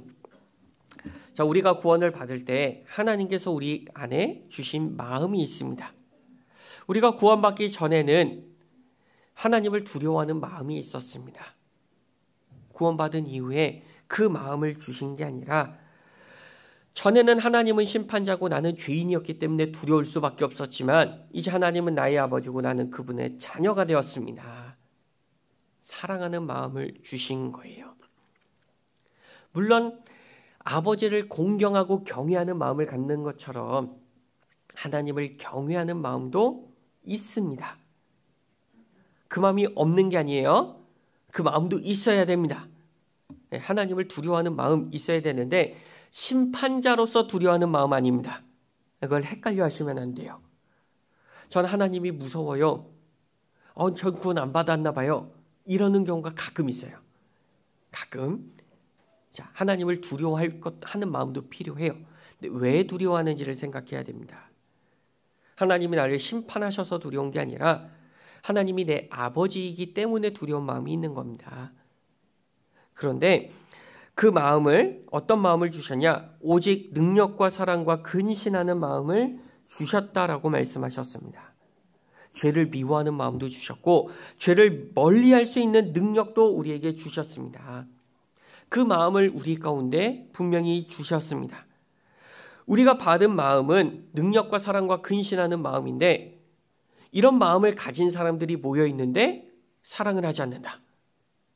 그럼 사랑하는 마음을 받았다라고 증명할 수가 없는 겁니다. 근신하는 마음을 주셨다라고 증명할 수가 없습니다. 하나님께서는 그리스도의 마음을 닮아갈 수 있는 능력 주셨습니다. 서로 사랑할 수 있는 능력 주셨습니다. 내가 겸손할 수 있는 능력 주셨습니다. 주시고서 말씀하는 거예요. 불가능한 것을 말씀하시는 게 아니라 가능하니까 명령하는 겁니다. 불가능한 명령하시는 게 아니에요. 가능한 명령을 우리에게 주시는 겁니다. 그러니까 내가 하는 게 아니라 주님이 주신 능력으로 하는 겁니다. 나는 할 수 없습니다. 그러나 누가 하십니까? 하나님이 하십니다. 하나님은 능치 못한 일이 없으십니다. 우리는 그리스도 예수의 마음으로 행할 수도 있고 내 본성대로 행할 수도 있습니다. 내 본성대로 행하니까 교만해집니다. 남을 깔보게 되는 겁니다. 다투게 됩니다. 그리스도의 마음을 따라갔습니다. 다툼 없습니다. 교만 없습니다. 서로 다 자기가 낮아져서 섬기고 있어요. 문제가 생기지 않습니다. 서로 사랑하고 있어요. 그럼 사랑을 받는 사람이 많아집니다. 자, 서로 사랑하라고 했습니다. 자, 사랑하라고 했으니까 자, 나는 많은 사랑을 받겠지? 그러면서 사랑받을 준비만 하고 있어요. 받을 수 있을까요? 자, 전부 다 사랑받을 생각만 하고 있어요. 그럼 사랑받아요? 자, 집에 오늘 교회 와서 난 선물 받아야지. 그 생각만 하고 왔어요. 아무도 선물을 안 갖고 와요. 선물 받을 수 있습니까? 내가 먼저 사랑을 해야 받을 수 있는 겁니다. 사랑할 마음은 없고 받을 마음만 있어요. 그러니까 자꾸 문제가 생기는 겁니다. 다툼이 생기는 거예요. 왜 우리 교회는 사랑이 없지? 왜 서로 다투고만 있지? 누가 사랑이 없는지를 생각해 봐야 돼요. 교회에 없는 게 아니라 자기에게 없는 겁니다.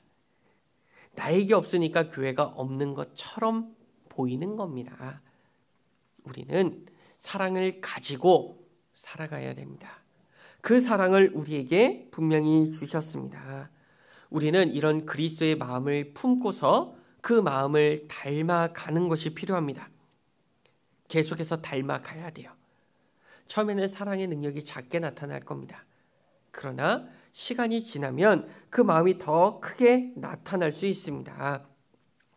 단번에 모든 것을 주님을 따라갈 수는 없을 겁니다. 그런 사람은 없을 거예요. 그러나 시간이 지나면서 점점 변화되는 겁니다. 근데 시간이 지나면서 점점 변화됐는데 그 변화의 능력이 자기에게 있다고 착각하니까 이제 오래되신 분들 중에 그런 분이 생기는 겁니다. 모두가 그렇다는 건 아니에요. 그런 분들이 생기는 겁니다. 그래도 내가 과거에는 이랬는데 라고 하면서 그런 문제가 자꾸 생기는 겁니다. 우리는 겸손하고 온유하신 주님의 뒤를 따라가야 됩니다. 우리에게 주신 멍에를 메고 주님을 계속 따르며 주님을 배우고 닮아가야 됩니다. 자, 디모데전서 4장 7절 8절입니다.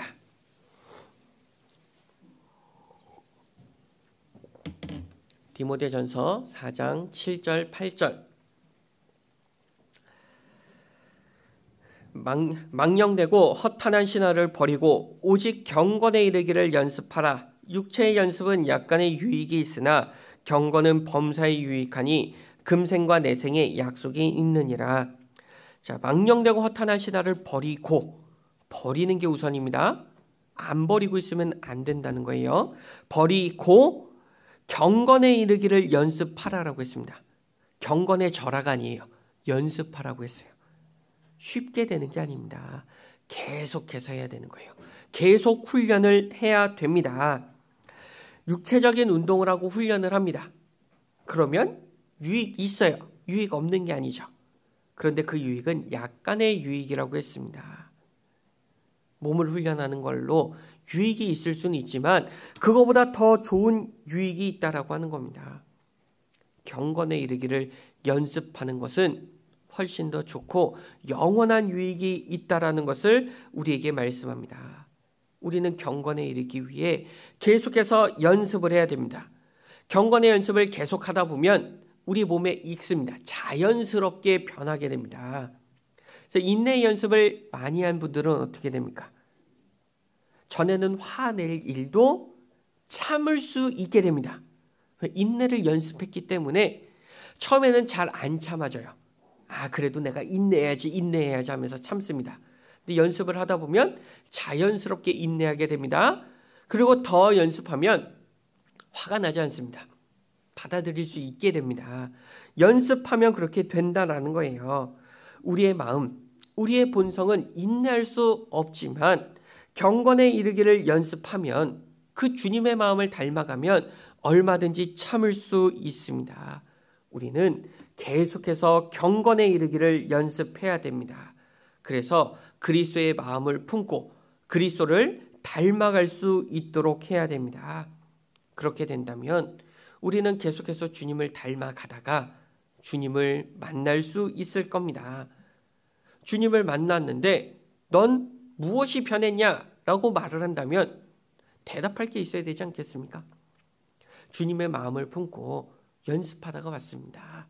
아직은 완벽하지 않지만 주님을 닮아가려고 노력하다가 이곳에 왔습니다 라고 할 수 있어야 되지 않을까요? 우리는 사도 바울이 주님을 닮아가며 주님을 위해 살았던 것처럼 우리도 주님을 닮아가는 가운데 우리를 통해 더 많은 사람들이 주님을 볼 수 있도록 해야 됩니다. 우리가 말은 나는 그리스도인이다, 나는 구원받은 사람이고 천국에 갈 소망이 있다 라고 말을 했습니다. 근데 내 삶은 그것과 동떨어져 있어요. 세상 것 하나하나에 연연하고 세상 욕심을 가지고 살아가고 그렇게 살아간다면 누가 우리의 말에 귀를 기울이겠습니까? 그 말을 어떻게 믿겠습니까? 우리는 경건에 이르기를 연습해야 됩니다.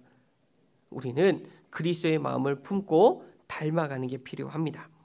자, 다시 빌립보서 2장 본문 보겠습니다.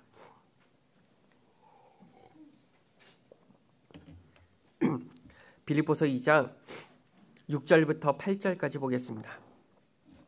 2장 6절부터 8절까지.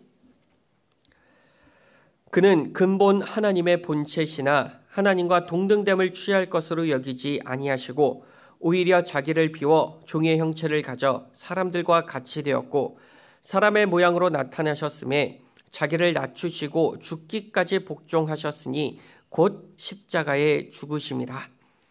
자, 이 말씀은 예수님의 마음이 어떤 마음인지를 설명하고 있는 마음입니다.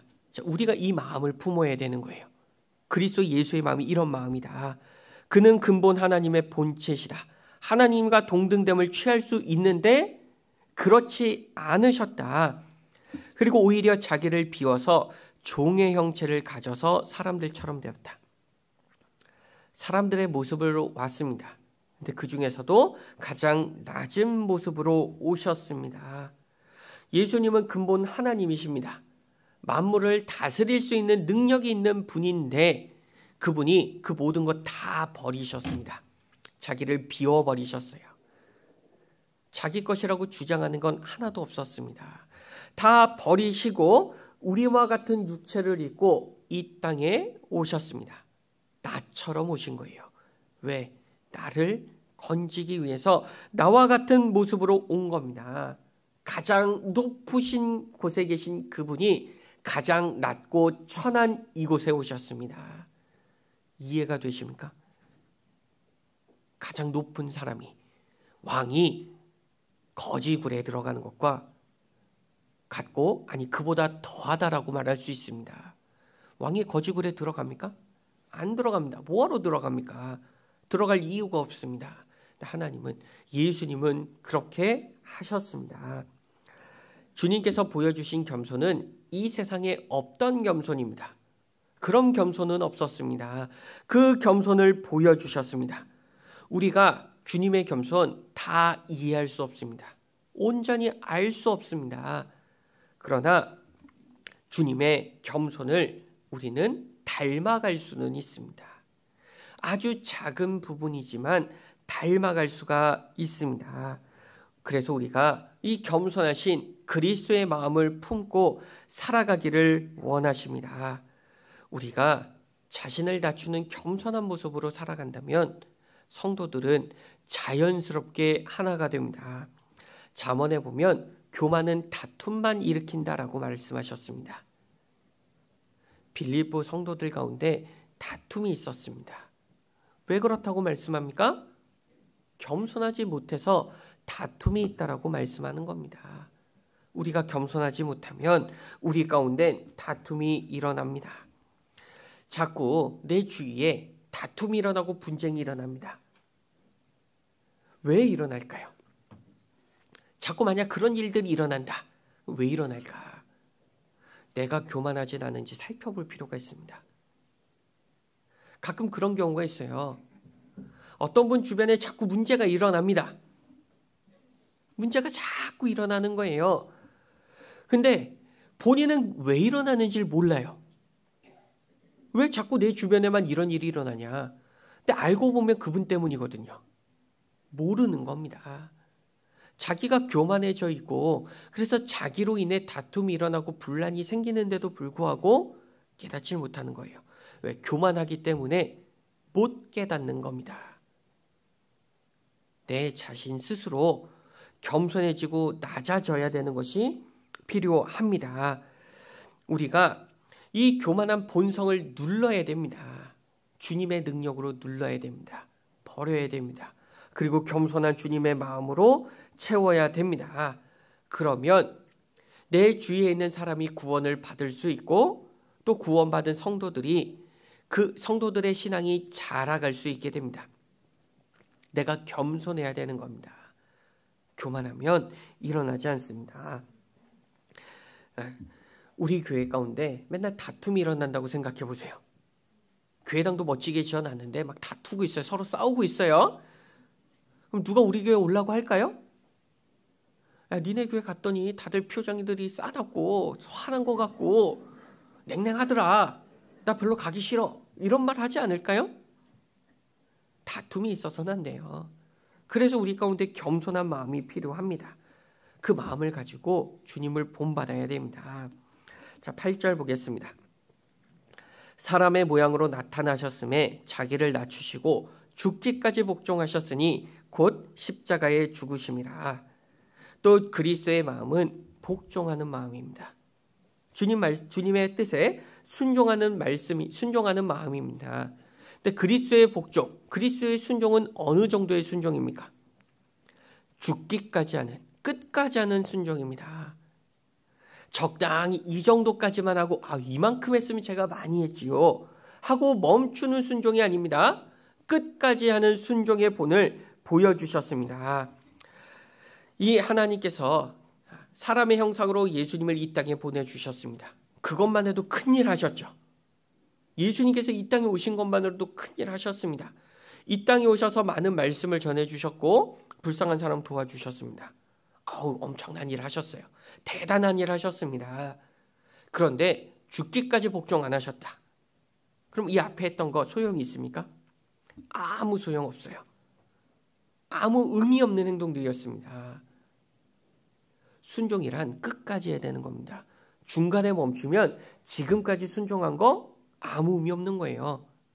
자, 우리가 교회당 지었습니다. 이제 교회당 지었으니까 내가 할 거 다 했어. 그리고 가만히 있습니다. 교회당 왜 지었어요? 안 지어도 상관없었잖아요. 그렇죠? 우리가 교회당을 지은 이유는 더 많은 사람들에게 복음을 전하려고 한 것이고 그리고 더 좋은 환경에서 교제하려고 한 겁니다. 그렇지 않으십니까? 다른 이유 있으신 건 아니죠. 네. 그래서 우리가 지었어요. 그럼 지은 게 끝이 아니죠? 지은 것까지는 순종의 과정이었습니다. 아직 순종이 끝나지 않았어요. 끝까지 해야 됩니다. 죽기까지 순종하는 그 마음을 우리가 닮으라고 말씀하고 계십니다. 사람들은 실패했지만 예수님께서 다시 완성하셨습니다. 그리고 다시 그 길을 갈 수 있도록 해주셨습니다. 그럼 우리는 이 마음을 가지고 주님을 따라가야 되지 않겠습니까? 그리스도께서 보여주신 그 마음은 겸손의 절정이었습니다. 그리고 순종의 끝을 보여주고 있습니다. 그 마음이 우리 가운데 들어와야 되는 마음입니다. 자기의 모든 것을 내어버린 최고의 순종을 우리에게 보여주셨습니다. 그 최고의 순종, 우리 가운데에도 충분히 일어날 수 있습니다. 나는 안 돼요. 저는 그렇게까지는 하긴 힘들어요.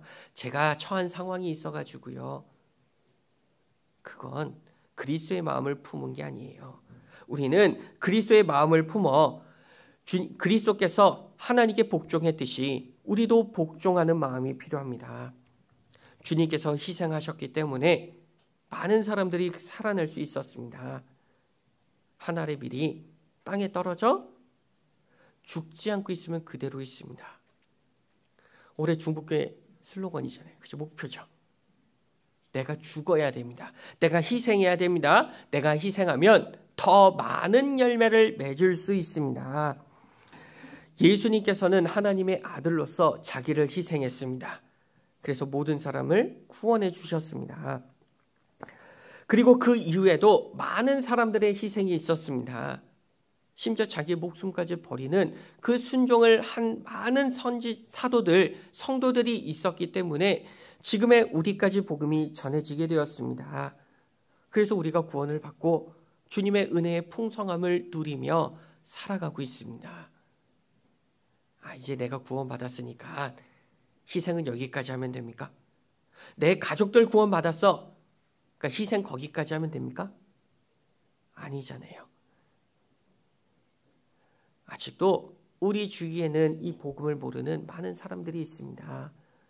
끝까지 거부하고 있는 사람들이 있습니다.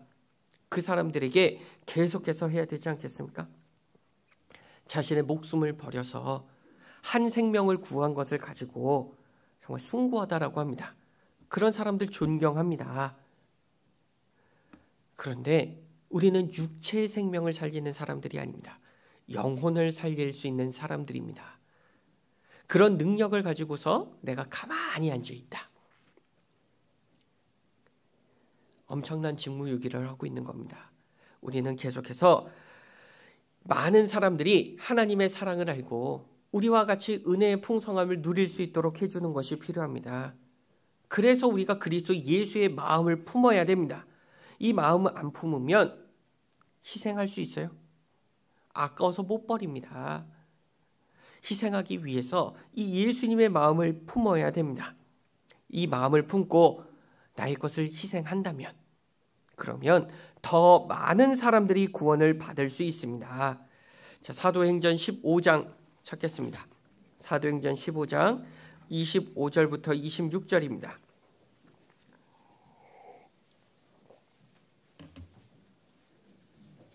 사도행전 15장 25절 26절입니다.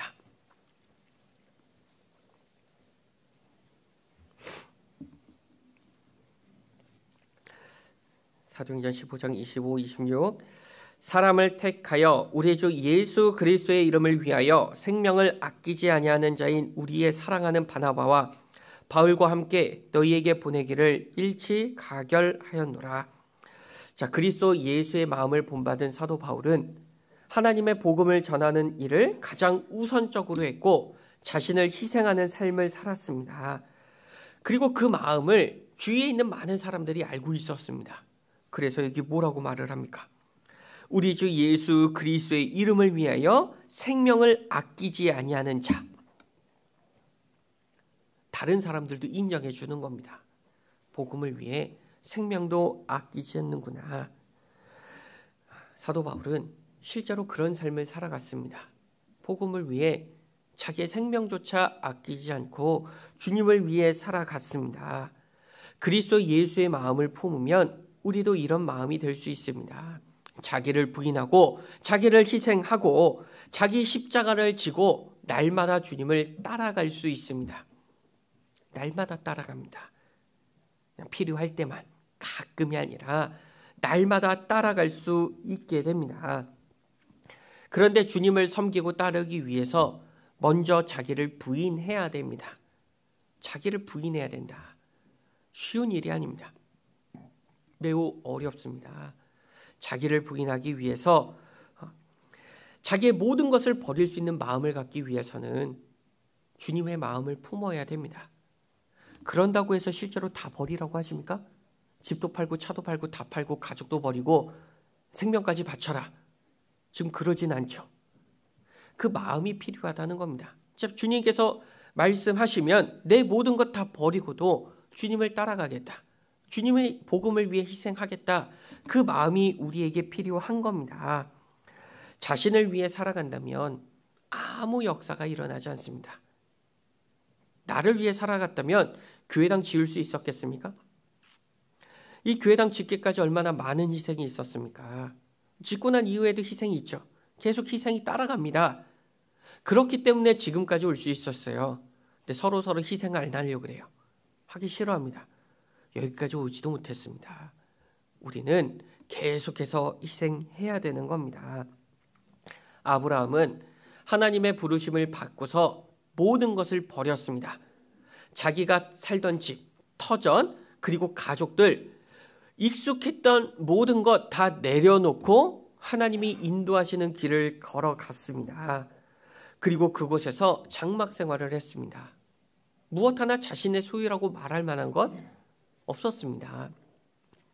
그리고 하갈과 아들이었던 이스마엘도 버려야 됐습니다. 심지어 독자 이삭까지도 하나님께 바쳤습니다. 아브라함은 모든 것을 버릴 준비가 되어 있었습니다. 희생할 준비가 되어 있었습니다.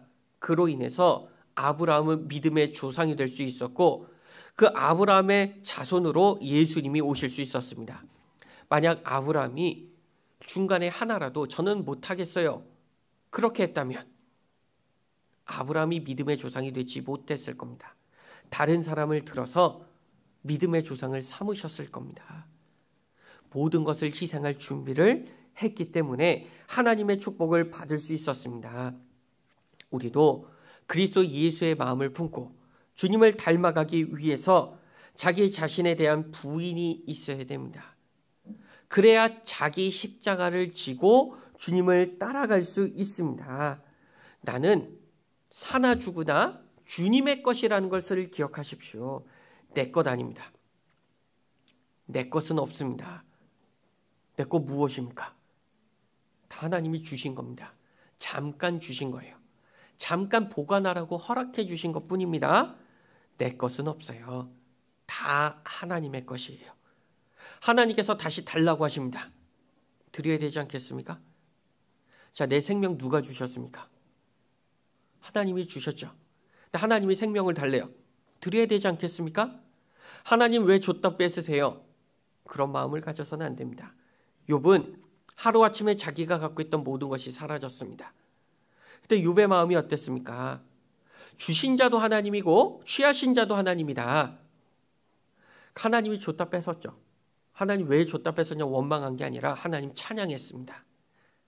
어차피 다 하나님의 것이었는데 그래도 잠깐 누렸다. 잠깐 동안은 그래도 하나님이 누릴 수 있게 해주시지 않았냐. 그러니까 하나님을 찬양할 수 있는 마음을 주신 겁니다. 귀한 것을 위해 가치 없는 것에 눈독 들인 게 아니라 가치 없는 것 버렸습니다. 우리도 정말 귀한 것을 위해 가치 없는 것을 먼저 버려야 됩니다. 버려야 채워지는 거예요. 가득 채워놓은 상태에서는 더 이상 안 채워집니다. 버려야, 비워야 채워집니다. 세상 것으로 내 안에 가득 채워놓는다면 하나님의 것이 찰 방법이 없습니다. 그리고 우리는 자기 십자가를 지고 따라가는 겁니다. 자기 십자가예요. 가끔 예수님이 지신 십자가 내가 지고 가려고 하는 경우가 있습니다. 예수님의 십자가 내가 질 수 있어요? 그 십자가를 무슨 수로 집니까? 감당할 수 없어요. 그런데 그 십자가 지고서 낑낑대는 거예요. 저는 너무 힘들어요. 못하겠어요. 나에게 주신 십자가가 있는데 하나님께서 우리에게 주신 십자가는 공장에서 찍어낸 게 아니에요. 똑같은 십자가를 준 게 아니라 개인 맞춤으로 주셨습니다. 맞춤 제작이에요. 나에게 딱 맞는 겁니다. 그런데 그거 말고 다른 사람 거 보면서 다른 사람 걸 지고 가려고 하니까 힘든 겁니다. 하나님께서는 우리가 질 수 있는 십자가 충분히 주셨습니다. 나에게 딱 맞는 걸 주셨어요. 하나님께서는 감당치 못할 시험당함 허락지 않는다고 하셨죠. 분명히 말씀하셨죠. 근데 내가 겪고 있는 시험 감당할 수 있어요? 못 감당하겠어요? 때로는 감당하기 힘든 어려운 것들도 있습니다. 그럼 왜 그러셨을까? 하나님이 거짓말 하셨을까? 하나님 거짓말 안 하십니다. 근데 왜 감당 못하냐? 내 기준으로 바라보니까 그런 겁니다. 감당치 못할 시험이라는 기준은 하나님의 기준입니다. 하나님께서 나에게 주신 기준이에요. 근데 그 기준을 생각하지 않고 내 기준으로 바라보니까 감당치 못할 시험이 생기는 겁니다. 하나님은 충분히 감당할 수 있도록 해주셨는데, 만들어 주셨는데, 능력도 주셨는데, 그런데 자꾸 내 기준으로 바라보니까 너무 버겁고 힘든 겁니다. 주님의 눈으로 바라봐야 됩니다. 주님의 능력으로 이겨내야 되는 겁니다. 우리에게 주신 십자가, 내가 충분히 질 수 있는 십자가 주셨습니다. 무거운 거 주신 게 아니에요. 우리는 그 십자가를 지고 주님을 날마다 따라가야 됩니다. 나를 죽이고 따라가야 됩니다. 그럼 하나님께서는 나의 희생, 내가 희생했으니까 됐다 하고 끝내는 게 아니라 그 희생 이상의 것으로 나에게 갚아주십니다. 분명 갚아주십니다. 더 큰 영광, 더 큰 상급 우리에게 허락해 주십니다. 더 많은 축복을 우리에게 주시려고 우리에게 십자가를 허락하신 겁니다. 내가 순종하면, 내가 주님을 따라가면 더 많은 것 채워주시려고 준비해 놓고 기다리고 계십니다. 운동선수가 열심히 훈련을 합니다. 왜 훈련합니까? 앞에 있는 상을 바라보면서 하고 있는 거잖아요. 내가 이 훈련을 끝에 있을 영광을 위해서 열심히 연습하는 겁니다. 그 연습은 비록 힘들고 고됩니다. 우리가 하는 것도 힘들고 고된 겁니다. 어렵습니다. 그러나 그 끝에 있는 분명한 영광이 있습니다. 위로가 있고 칭찬이 있습니다. 그렇기 때문에 우리는 달려갈 수 있습니다. 그 십자가를 지고 주님을 따라가야 됩니다. 빌립보서 2장 9절부터 11절까지입니다. 빌립보서 2장 9절부터 11절. 이러므로 하나님이 그를 지극히 높여 모든 이름 위에 뛰어난 이름을 주사 하늘에 있는 자들과 땅에 있는 자들과 땅 아래에 있는 자들로 모든 무릎을 예수의 이름에 꿇게 하시고 모든 입으로 예수 그리스도를 주라 시인하여 하나님 아버지께 영광을 돌리게 하셨느니라. 자, 사람의 모양으로 나타나시고 죽기까지 복종하셨습니다. 그래서 십자가에 죽으셨습니다. 이러므로 그 일을 하고 나니까 무슨 일이 일어납니까? 하나님이 그를 지극히 높이셨습니다. 예수님을 가장 높은 자리까지 올려주셨습니다. 모든 이름 위에 뛰어난 이름을 주시고 영광을 허락해 주셨습니다. 그럼 내가 주님을 위해 희생한다면 아무것도 없겠습니까? 주님께서 이러한 영광을 우리에게 주신다는 겁니다. 하늘에 있는 천사들, 땅 위에 있는 사람들, 그리고 땅 아래에 있는 잠든 모든 자들로 하여금 예수 이름 앞에 무릎을 꿇게 하셨습니다. 그러면서 하나님께 영광을 돌리겠습니다. 예수님의 희생을 통해 하나님이 영광을 받으셨습니다. 우리는 주님 앞에 무릎을 꿇고 주님을 따라가야 됩니다. 모든 그리스도인들은 주님의 겸손과 순종, 희생의 본을 따라가야 됩니다. 그럼 나의 희생을 통해 하나님이 영광을 받으십니다. 내가 상급받고 내가 영광받고 내 기분 좋고 끝내는 게 아닙니다. 나 같은 사람을 통해서 하나님이 영광을 받으신다입니다. 할만하지 않습니까? 해볼만하지 않습니까? 나를 위해 모든 걸 주신 주님께서 나를 통해 영광을 받습니다. 내가 주님의 영광을 받으실 수 있도록 할 수 있습니다. 얼마나 기쁩니까? 얼마나 좋습니까? 우리가 그 일을 할 수 있습니다. 그런 일을 내가 할 수 있도록 해주셨어요. 그러면 우리 그리스도 예수의 마음을 품고 따라가야 되지 않겠습니까? 나를 높이는 게 아닙니다. 주님을 높이는 거예요. 주님을 높이면 하나님이 나를 높여주시는 겁니다. 내가 나를 높이려고 했던 게 아니에요. 나는 높아질 마음 없었습니다. 근데 주님을 높이다 보니까 나와 함께 계신 주님이 올라가니까 내가 저절로 올라가게 되는 거예요. 우리는 나 자신을 드러내는 그런 실수를 하는 경우가 많습니다. 내가 드러나는 게 아니라 주님이 온전히 드러날 수 있도록 주님께서 존귀와 영광을 받으실 수 있도록 해야 됩니다. 그러면 우리가 그리스도 예수의 마음을 품고 살아갔기 때문에 주님께서는 그에 합당한 것으로 분명히 채워주십니다. 우리의 인생은 십자가부터 새롭게 시작됩니다. 십자가에서 새롭게 시작됐어요. 십자가에서 나의 옛 모습, 옛날 습관들 다 버렸습니다. 다 죽었습니다. 그리고 이제 나는 새롭게 태어났습니다. 내 모든 것 버리고 이제 주님으로 가득 채우고 이 인생을 살아가야 됩니다. 빌립보서 1장 21절입니다. 1장 21절. 빌립보서 1장 21절 같이 읽어보겠습니다. 이는 내게 사는 것이 그리스도니 죽는 것도 유익함이니라. 내 안에 누가 살고 계십니까? 내가 살고 있는 게 아닙니다. 내 안에 그리스도께서 살고 계십니다. 그러니까 내가 죽는 것도 유익하다라고 말씀하십니다. 사는 것도 주님을 위해, 죽는 것도 주님을 위해서입니다. 주님을 위해 살지 않은 사람이 주님을 위해 죽을 수 있겠습니까? 주님을 위해 죽기 위해서는 주님을 위해 사는 것이 우선입니다. 주님을 위해 살다 보면 그 믿음 가운데 죽을 수 있습니다. 우리가 십자가를 바라본다면 십자가 앞에서 나의 모든 것 버릴 수 있습니다. 십자가를 바라보면 가능해요. 그런데 십자가는 바라보지 않고 십자가에서 눈을 돌려서 세상 것들을 바라봅니다. 주변에 살고 있는 사람들 바라봅니다. 그러니까 세상 것에 자꾸 욕심이 생기는 거예요. 누구는 이번에 주식 투자해서 돈을 벌었다는데, 누구는 이번에 집 사서 그 집값이 얼만큼 올랐다는데 자꾸 그런 것만 바라봅니다. 그러면 내 마음 어디로 갑니까? 세상 것으로 자연스럽게 흘러갑니다. 자연스럽게 가는 거예요.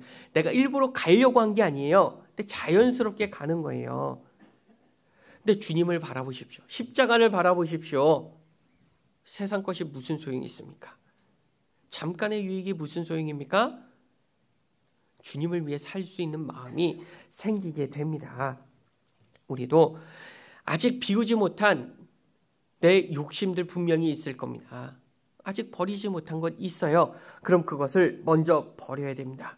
그리고 주님의 것으로 채우고 주님의 마음으로 채우고 주님이 가시기를 뒤따라가야 됩니다. 내가 가야 되는 길 낯선 길이 아니에요. 어딘지 모르게 헤매는 길이 아닙니다. 내가 어디로 가면 되는지 알 수 있도록 주님께서 길을 내놓으셨습니다. 자, 만약 숲속에 산에 가서 길을 잃었습니다. 어떻게 하면 길을 찾을 수 있을까요? 사람들이 걸어간 발자취를 찾으면 됩니다. 그러면 길이 나타나는 거예요. 예수님께서는 내가 따라올 수 있도록 발자취를 내주셨습니다. 주님께서 걸어가신 그 걸음걸음을 바라보며 따라간다면 올바른 길로 나아갈 수 있습니다.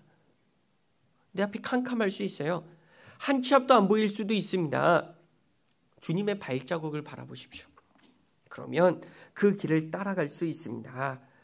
우리가 이 세상 살아가는 가운데 많은 선택의 순간이 있습니다. 그 선택의 순간에서 무엇이 옳은 길일까? 우리는 고민을 하게 됩니다. 어떻게 하면 우리가 올바른 길을 찾아갈 수 있을까요? 저한테도 이제 개인적으로 상담을 오시는 분들이 있습니다. 이런 상황인데 어떻게 해야 될까요? 저는 그럼 이런 질문을 합니다. 근원적인 질문 먼저 하십시오. 내가 왜 사는지, 내가 무엇을 위해 하는지, 그리고 그 일을 내가 왜 하려고 했는지 생각해 보십시오. 그러면 웬만한 문제는 답이 나옵니다. 무엇을 선택해야 되는지 답이 나와요. 나는 왜 삽니까? 무엇을 위해 삽니까? 왜 이 일을 하고 있습니까? 제가 가끔 중고등부 들어가면 학생들에게 이런 말을 해요. 왜 대학 가려고 하냐고. 무엇 때문에 대학 가려고 하냐고 물어봅니다. 많은 학생들이 아무 생각이 없고요. 생각이 있어도요. 제 개인 욕심 때문입니다. 자기가 하고 싶은 거 해보려고. 뭐 돈 많이 벌 것 같으니까. 이런 생각을 가지고 대학을 가려고 합니다. 물론 필요하긴 해요. 그런 거 없는 것보단 낫습니다. 그러나 주님을 위해 해야 된다라고 말을 합니다. 마찬가지예요. 내가 무엇인가 하려고 합니다. 뭐 이직을 계획할 수도 있고요. 집을 살려고 할 수도 있고요. 뭐 새로운 사업을 하려고 할 수도 있고 여러 가지 선택의 기로에 놓이는 순간이 있습니다. 생각해 보십시오. 난 왜 살까? 왜 일을 하려고 하는 걸까? 왜 이 길을 가려고 할까? 고민해 보십시오. 주님의 마음을 품어 보십시오.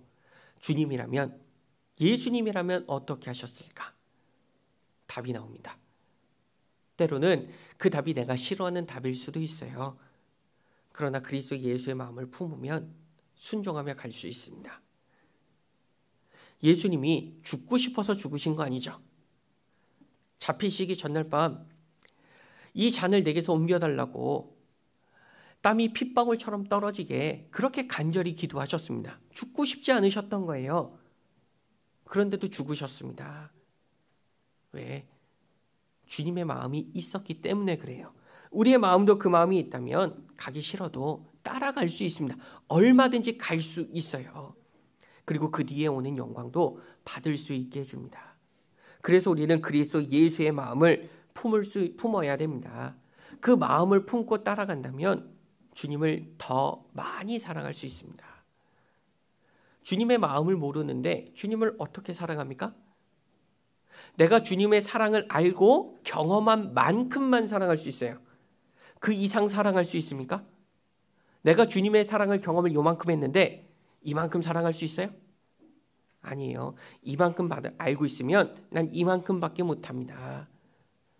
그 사랑을 더 많이 알아야 주님을 더 많이 사랑할 수 있습니다.